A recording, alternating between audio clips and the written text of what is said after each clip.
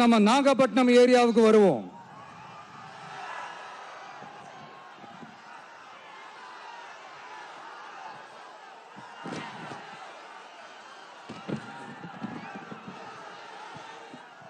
இங்க இருக்கிற மண் வளத்தை பாதிக்கிற இறால் பண்ணைகளை முறைப்படுத்தணும்.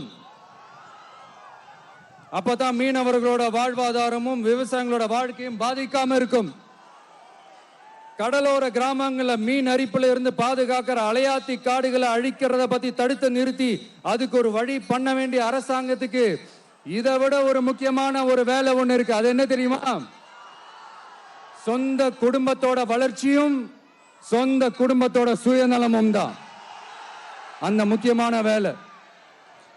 இங்க இருக்கிற மக்களுக்கு குடிக்க தண்ணி இல்லாம தவிக்கிறாங்க. அதுக்கு தீர்வா காவிரி தண்ணியை கொண்டு வரலாம். மக்களோட தாகத்தை தீர்க்க கொண்டு வந்தாங்களா? இவ்வளவு பாரம்பரிய கடல் சார்ந்த ஊர்ல ஒரு கவர்மெண்ட் மெரைன் காலேஜ் ஒன்னு கொண்டு வரலாம். கொண்டு வந்தாங்களா? மீன் சம்பந்தமான எந்த தொழிற்சாலையும் அமைக்கல. அமைச்சாங்களா?